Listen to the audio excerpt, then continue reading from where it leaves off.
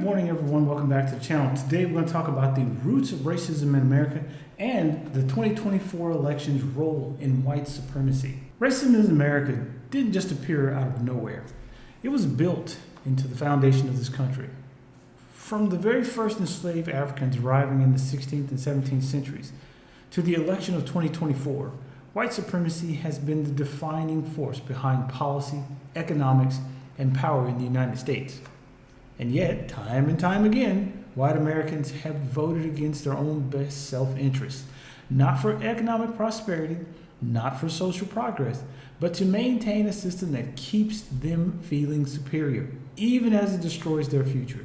Today, we're going to break down how racism against black people in America began, how it was used to justify slavery, and how it continues to shape politics, including the 2024 election, that ushered in a new era of fascism and white supremacy. In the 16th and 17th centuries, European colonists decided that they needed labor to build their empires. And instead of just doing the work for themselves, they enslaved millions of Africans, justifying it with racist ideologies. They claimed that black people were naturally inferior. They developed pseudoscientific theories like eugenics to argue that Africans were meant to be enslaved. These weren't just personal beliefs. This was the foundation of American capitalism.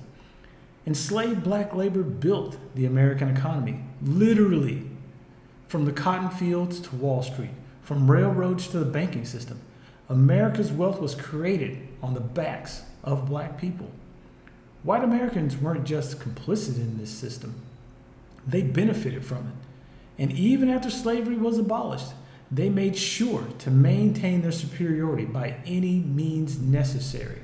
After the Civil War, there was a brief period when America could have moved toward racial equality. Reconstruction aimed to give black people rights, land, and political power. But white Americans could not accept that. They responded with violence.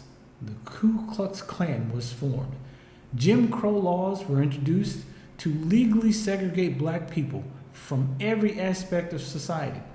And white Americans, they voted for it. They continuously voted for politicians to uphold these racist systems, not because it benefited them economically, but because it kept black people from benefiting from them, and it kept black people beneath them. And this same pattern has continued for centuries. White Americans have consistently voted for policies that hurt them, gutting social programs, destroying unions, keeping wages low, all because those policies also hurt black people. Which brings us to the present day. The 2024 election was a turning point. Donald Trump, already a symbol of American racism, weaponized anti-blackness like never before. And not among white voters, not just between white voters, but Latino and Asian Americans were pulled into the web of white supremacy, believing that aligning themselves with whiteness would protect them from oppression. The result? Trump was reelected, and America took a hard turn toward open fascism. White nationalism is no longer just a fringe ideology, it's mainstream. And once again, white Americans have voted against their own best interests, destroying democracy just to keep black people from having equality. So where does this leave us?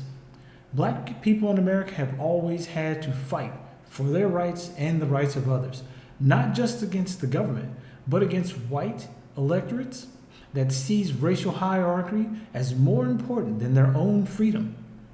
If history has taught us anything, it's that racism isn't just a problem of the past. It's alive, it's powerful, and it's shaping the future of this country right now. If we want to break the cycle, we have to face the truth. White supremacy isn't just about hate groups or extremists. It's about everyday political choices. The 2024 election showed us that America still hasn't learned its lesson. The question is, will we let this cycle continue?